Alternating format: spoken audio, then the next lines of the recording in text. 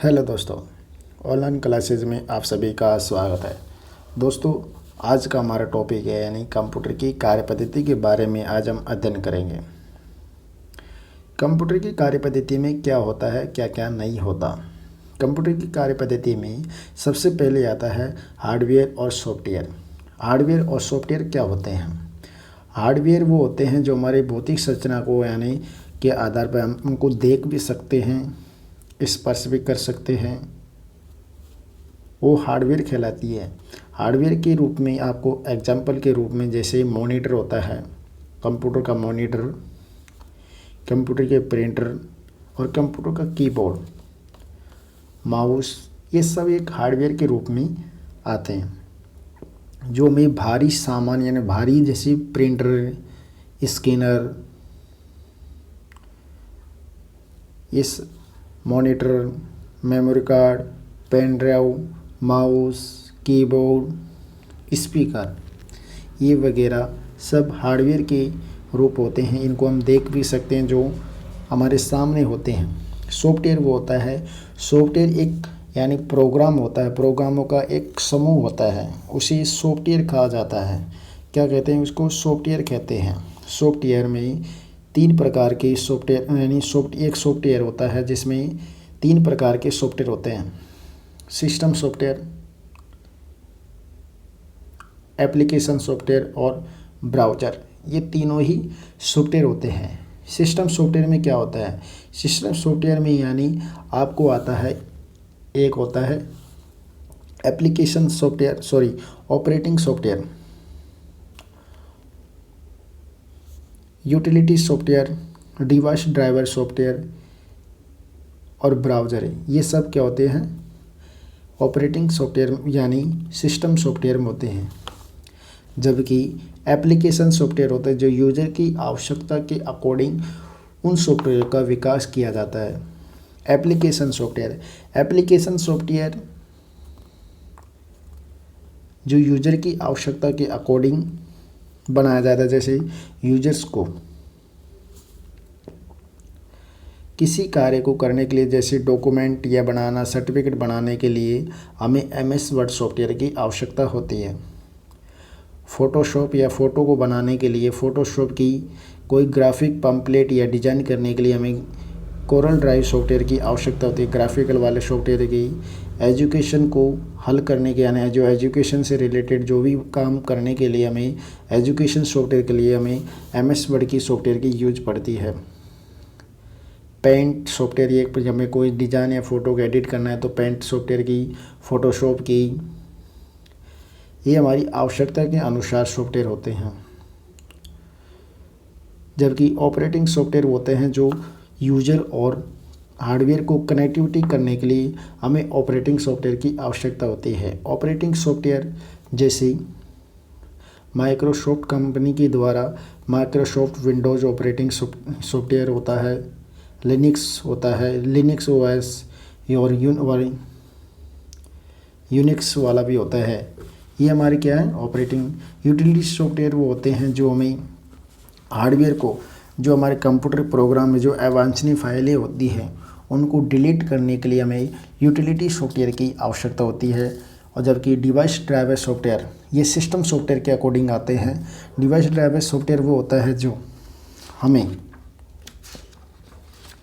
किसी भी डिवाइस जैसे प्रिंटर को ऐड करने के लिए, स्कैनर को ऐड करने के लिए, हमारे फिंगर प्रिंटिंग वाले, इन सब को ऐड करने के लिए हमें यूटिलिटी सॉफ्टवेयर की आवश्यकता होती है। कौन से सॉफ्टवेयर की?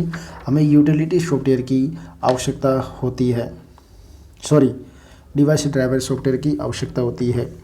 सर्वर क्या होता है? ये भी ऑपरेटिंग सिस्टम होते हैं। जब 2 यूजर अधिक एक ही चीज़ को निर्देश देना या कमांड देने के लिए उसका यूज करते हैं, एक ही कंप्यूटर पर कार्य करने के लिए हमें सर्वर की आवश्यकता होती है। किसकी आवश्यकता है? सर्वर की। तीसरा होता है हमारा यानी जो सॉफ्टवेयर कौन सा है? Web browser software. Web browser software वो होते हैं जो हमारी यानी इंटरनेट चलाने के काम में आते हैं। यानी इंटरनेट से हमें कोई भी सूचना कलेक्ट करनी या संग्रहित करनी हो, तो हमें इंटरनेट पे खोजना हो तो हमें ब्राउज़र की आवश्यकता होती है। जैसे एग्जांपल के लिए browser internet explorer, Mozilla Firefox, Google Chrome, opera mini, UC browser, इन ब्राउज़र की इनके आधार पर ही हमें इंटरनेट से सूचना खोज सकते हैं और प्राप्त कर सकते हैं। ये थी हमारी सॉफ्टवेयर की बात। अब आती है यानी कंप्यूटर की कार्यप्रणाली में जैसे इनपुट क्या होता है? इनपुट वो होता है जो हमारे डाटा और अनुदेशों को डालने के लिए, कंप्यूटर में डालने के लिए हमें एक इनपुट डिवाइस की आवश्यकता होती है। या इनपुट यानी जो हमारे, जैसे हम कुछ बोल रहे हैं उसको रिकॉर्ड करने के हमारे कंप्यूटर में डालना है तो हमें एक माइक डिवाइस इनपुट की आवश्यकता होती है। तो हमें क्या होता है, वो एक इनपुट कहलाता है। जबकि स्टोरेज क्या होती है? स्टोरेज वो होती है जो हमारी सूचनाएं, डाटाएं और आंकड़ों को यानी किसी चीज़ में स्टोर करना। तो हमें एक स्टोरेज की भी आवश्यकता होती है और स्टोरेज की आवश्यकता की क्षमता को हम हमारी आवश्यकता के अकॉर्डिंग उसको बढ़ा भी सकते हैं और कम भी कर सकते हैं।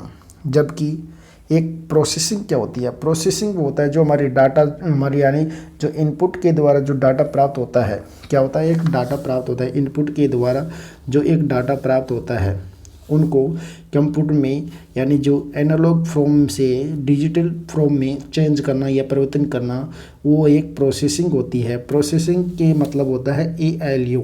ALU का फुल फॉर्म होती है यानी अर्थमेटिक लॉजिक यूनिट। क्या होती है? अर्थमेटिक लॉजिक यूनिट होती है।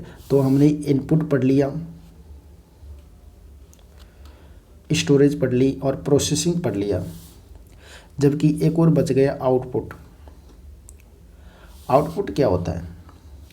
आउटपुट वो होता है जो हमने इनपुट का हमारे कंप्यूटर में इनपुट दिया है यानी डाटा या सूचना कंप्यूटर में डाली है, उनको कंप्यूटर की स्क्रीन पे प्रदर्शित करना, तो वो आउटपुट कहलाती है। कंट्रोल वो होता है जो हमारी विभिन्न प्रक्रिया, जो प्रोसेस होता है, जो मैंने अनुदेश कमांड होती है, सूचनाएं होती है, उनको नियंत्रित करने के लिए, तालमेल करने के लिए एक कंट्रोल की आवश्यकता होती है। किसकी आवश्यकता होती है? कंट्रोल की आवश्यकता होती है। कंट्रोल क्या होता है? हमारे जो निर्देश कमांड दिए उनको कंट्रोल करने के लिए काम में आता है, तो उसे कंट्रोल की आवश्यकता कहते हैं। उसके बाद हमारा आता है यानी कंप्यूटर की कार्य पद्धति में भंडारण में क्या क्या होता है? भंडारण यानी स्टोरेज मेमोरी मुख्यतः यानी मुख्यतः मेमोरी 3 प्रकार की होती है। एक तो कैश मेमोरी। कौन सी होती है? Cache memory. एक तो कैश मेमोरी होती है, एक प्राइमरी मेमोरी होती है और एक द्वितीय मेमोरी होती है यानी secondary memory. Cache memory, primary memory और सेकेंडरी मेमोरी यानी प्राथमिक और द्वितीय मेमोरी के हम यहाँ पे अध्ययन करेंगे। कंप्यूटर सिस्टम के अंदर एक इलेक्ट्रॉनिक मेमोरी स्लॉट होता है। क्या होता है? एक स्लॉट होता है जो कंप्यूटर की स्मृति क्षमता को कम जबकि गति तीव्र होती है। क्या होती है? कंप्यूटर यूनिट के अंदर एक इलेक्ट्रॉनिक मेमोरी होती है। क्या वो हमने क्या उनसे की थी? कैश मेमोरी होती है।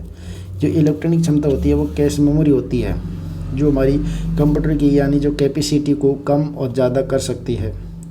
यह एक अस्थायी मेमोरी होती है। कौन सी होती है? एक अस्थायी मेमोरी होती है जिसको तात्कालिक परिणामों के रूप में इसको स्टोरेज करने के लिए काम में आती है, जो हमारे का प्रोग्राम या मेमोरी डाटा को यानी जो इमरजेंसी में स्टोर करने के काम में आती है। कैश मेमोरी एक अस्थायी मेमोरी होती है और सबसे तेज़ गति वाली मेमोरी होती है। क्या होती है? एक सबसे तेज़ गति वाली अस्थायी मेमोरी यानी कैश मेमोरी होती है, जो हमारी सूचनाओं को तात्कालिक जब तक लाइट ऑन यानी कंप्यूटर में लाइट ऑन है तब तक उस सूचना को स्टोर कर सकती है। कंप्यूटर के ऑन यानी ऑफ होने के बाद वो यानी ऑटोमेटिकली क्या हो जाती है? डिलीट हो जाती है। वो कैश मेमोरी होती है। कैश मेमोरी में कौन कौन सी आती है? यानी हमारे आती है प्राइमरी मेमोरी के रूप में ट्रांजिस्टर आता है, कैश मेमोरी आती है, रैम आती है और रोम आती है। कौन सी? रजिस्टर कैश मेमोरी यानी जो सेमीकंडक्टर मेमोरी होती है, सेमीकंडक्टर